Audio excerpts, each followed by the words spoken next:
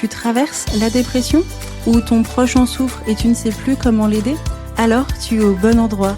Bienvenue à toi sur le podcast Raconte-moi ta dépression et sur cette nouvelle série Mieux vivre la dépression au quotidien. Moi, c'est Manuela, ancienne dépressive devenue thérapeute. Ici, je te partage mes meilleurs conseils, simples et concrets, pour toi qui vis la dépression et pour toi, cher proche, qui veut soutenir sans t'épuiser. Alors, installe-toi confortablement ou monte le son dans ta voiture et c'est parti pour l'épisode du jour. Nous sommes le 12 septembre, bienvenue à toi dans l'épisode du jour. Le thème, ces pensées qui me détruisent. Viens avec moi dans cet exemple. Ta mère t'appelle au téléphone et te dit « Écoute, il y a un dossier très important qui te concerne. Il a été bouffé par un virus et j'arrive pas à le récupérer. Il faut que tu viennes m'aider. » Alors toi, paniqué, tu lui dis « J'arrive maman, avec mon antivirus, on verra ce qu'on peut sauver. » Et ta mère te répond « Mais je te parle pas d'un ordinateur. Je te parle d'un dossier papier avec ton acte de naissance qui a été bouffé par des moisissures dans la cave. » Et là, toi, tu respires et tu lui dis « Bon, j'avais pas bien compris, mais jusqu'à la preuve du contraire, mon acte de naissance est toujours à la mairie. Donc si celui-là est foutu, je peux en avoir un autre. » Est-ce que tu vois ce qui s'est passé? Tu as tout de suite interprété. Ton cerveau a pris un raccourci et a vu un danger. Mais quand tu as compris la situation réelle, tu as vu que le problème n'était pas si grave et qu'il y avait d'autres solutions. Eh bien, nos pensées négatives avec la dépression, c'est exactement pareil. Elles te font croire une réalité dramatique, chaotique, alors qu'en fait, elles sont juste à côté de la plaque. Prenons le temps de voir un petit peu ces pensées qui t'embêtent au quotidien. Comment est-ce que tu peux les gérer, toi, correctement face à ta dépression, ou toi qui as un proche qui souffre de dépression. Le premier point est de bien savoir que les pensées négatives sont un bug du cerveau. Face à la dépression, le cortex préfrontal qui normalement rationalise nos pensées est très fatigué. Et l'amygdale qui gère les émotions tourne à plein régime et se focus sur le négatif. Résultat, chaque pensée négative que tu as, qui sont plus présentes au quotidien, sont plus prises pour argent comptant. Je suis nulle, c'est vrai. Je m'en sortirai jamais, c'est vrai. Je suis un poids pour les autres, c'est vrai. Et parce que tu crois ces pensées, elles te détruisent petit à petit. L'une des choses que je ne peux pas t'enlever, c'est le fait qu'il y ait ces pensées. Elles sont là à cause du dysfonctionnement neurologique de la dépression. Mais on peut apprendre à fonctionner différemment avec elles. Parce qu'on essaye souvent de battre ces pensées, de se répéter « je dois arrêter de penser ça, pourquoi tu penses comme si, etc. » Ou alors chercher de les remplacer par des idées positives. Mais il y a un point qui est réaliste, ça ne marche pas comme ça. Je pense que tu as remarqué comme moi, plus tu luttes, plus elles reviennent. Pendant longtemps, j'ai même cru moi que en apportant de la pensée positive, ça allait passer, mais non, ta Manu, elle a essayé, ça marche pas. Et en fait, ce qui est assez intéressant, c'est que c'est comme si je te disais, la phrase un peu bidon, ne pense pas à une girafe violette. Eh bien, à quoi tu viens de penser? À une girafe violette. Et c'est pareil avec les pensées qui sont négatives liées à la dépression. Plus tu vas essayer de les contrôler, plus elles reviennent. Et c'est là où c'est intéressant parce qu'on se dit, mais du coup, on est pieds et poings liés par ces pensées. Elles ne vont que nous bouffer. Bon, tu sais très bien à quel point ta Manu est là tout le mois de septembre pour te donner des bonnes solutions. Elle est là pour te rappeler un point. On a tellement tendance à essayer de se débarrasser des pensées qu'on ne cherche pas à savoir comment est-ce qu'on peut fonctionner avec sans qu'elles nous fassent souffrir. Parce que Manu, elle est passée par la dépression, il est hors de question qu'on laisse ses pensées nous faire souffrir. T'inquiète.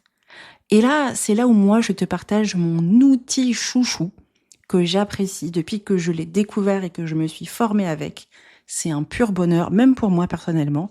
C'est ce qu'on appelle la thérapie de l'acte, de l'acceptation et de l'engagement. En fait, cette thérapie, elle explique qu'on ne va pas chercher à supprimer les pensées parce que ça ne marche pas comme ça. Par contre, elle peut t'apprendre à changer ta relation avec elles et même à apaiser la souffrance qu'elles peuvent te générer car au-delà d'avoir une pensée négative, on a aussi de la souffrance avec. Fin de la parenthèse. En fait, la thérapie, elle explique que, et c'est une réalité, les pensées ne sont pas un ordre. C'est juste un événement mental, comme une notification qui s'allume sur ton téléphone. Tu peux la regarder, mais tu n'es pas obligé de cliquer dessus. Et dans la thérapie de l'acte, c'est exactement ce qu'il faut faire. La première étape est d'accepter la présence de la pensée. Donc, ne pas chercher à l'éliminer, à dire « Ok, cette pensée est là », mais ça ne veut pas dire qu'on aime cette pensée, mais juste qu'on arrête de s'épuiser à lutter contre elle. Et comment du coup mettre une distance grâce à ce qu'on appelle la diffusion cognitive. C'est apprendre à la mettre loin de nous. Au lieu de dire « je suis nul », tu te dis « j'ai la pensée que je suis nul ». Cette petite phrase change tout. Tu deviens l'observateur de ta pensée, au lieu d'être enfermé dedans.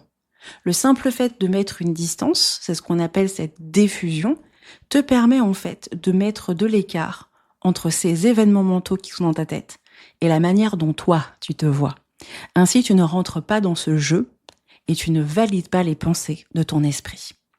Et tu peux même t'amuser à le faire avec une voix ridicule. Ouais, franchement, pour l'avoir essayé, tu peux te péter une bonne barre de rire et ça peut même te faire du bien. En fait, c'est là où c'est intéressant parce que je vais mettre une distance avec mes pensées. Une fois que j'ai mis ça en place, j'ai pas été jusqu'au bout du travail. Ce que je peux faire, eh bien, c'est tout simplement me mettre dans l'action, dans l'engagement.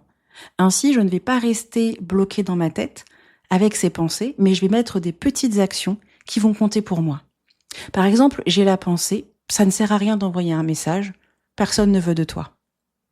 Eh bien, ton action engagée, c'est d'envoyer quand même un coucou à un ami. Ce n'est pas la pensée qui décide de ta vie, c'est toi. Facile à dire, tu vas me dire, n'est-ce pas ? Ouais, je connais la dépression, je sais ce qu'elle peut me sortir comme idée. Tu sais, quand je l'applique avec mes clients, on l'applique souvent dans des situations où ils se sentent seuls, où ils me disent avec ce genre de phrase, il n'y a personne qui est là pour moi, il n'y a personne qui m'aide, il n'y a personne qui me soutient. Et je leur dis, c'est intéressant parce que cette phrase, est-ce que c'est vous qui la dites ou c'est votre esprit qui la génère ? Là, il y a un petit recul. Et j'ai dit, si on allait à l'encontre de cette phrase qui est une idée négative, j'ai dit, vous avez 15 jours, donc parce que souvent entre 2 séances, pour envoyer un texto à 2 personnes. Vous revenez à la séance d'après et on voit les résultats. J'ai dit, vous choisissez bien les personnes, hein, vous m'en faites pas une entourloupe. 99% des cas, ils se retrouvent avec des gens qui prennent de leurs nouvelles, qui s'inquiètent, et quand la personne raconte leur situation, ils ont du soutien. Nos pensées nous condamnent à des comportements qui vont alimenter la souffrance de la dépression. C'est sûr que mettre en place tout ça, c'est pas quelque chose qui se fait en 5 minutes. Ça demande du temps, de la patience, une bonne thérapie aussi, mais ça demande du temps. Ainsi, quand on a des pensées récurrentes, c'est bien de les noter. Et une fois qu'on les a notées, de trouver l'action qui va pivoter contre la pensée. En comprenant tout ce processus, en s'asseyant sur ses pensées, en disant « je ne suis pas ma pensée » et en agissant à l'encontre de la pensée avec mes propres valeurs, là, ça va pouvoir le faire. Alors du coup, tu as une petite mission pour t'aider. Comment est-ce que je peux mettre mes pensées à distance et agir une action qui compte pour moi malgré la pensée? Tu as un petit exercice à ta disposition dans ton espace Notion. Si tu ne l'as toujours pas téléchargé, le lien est disponible dans les notes de cet épisode. Alors, cher aidant, comment est-ce que toi, tu peux appliquer la méthode de l'acte pour ton proche qui a des idées négatives? Alors, ne joue pas les thérapeutes et tu peux partager l'épisode à un proche, mais ce n'est pas à toi de mettre en place ces actions, c'est à ton proche en dépression. Par contre, toi, tu peux faire quelque chose d'incroyable. Qu'est-ce que tu peux faire ? Ton proche en dépression discute avec toi et te sort la phrase super violente « je ne suis qu'un poids »,« tu seras mieux sans moi », etc. Ce sont des phrases qui sont dures, n'est-ce pas? Alors tu vas avoir un réflexe de contredire « mais non, c'est pas vrai », etc. Mais tu as en face de toi quelqu'un qui est dans de la négativité. Son cerveau est bloqué. Ça ne marche pas. Ce qui va aider, c'est de reconnaître que la pensée est un symptôme. Donc toi aussi, tu peux utiliser cette notion d'événement mental, de notification. Ainsi, tu peux dire « Je vois que tu as la pensée, que tu penses que tu serais mieux sans moi. Je comprends, mais moi, je reste là pour toi. » Tu ne rentres pas dans un débat. Tu accompagnes. Tu montres à ton proche, tout simplement, que ce qu'il dit n'est pas la vérité et que c'est la dépression qui parle.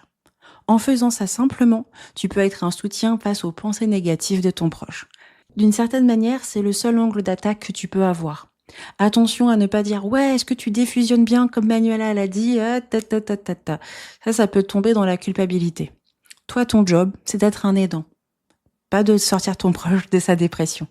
Ainsi, c'est intéressant que toi, tu aies cette capacité de voir et de dire à ton proche « Je vois que tu as cette pensée ».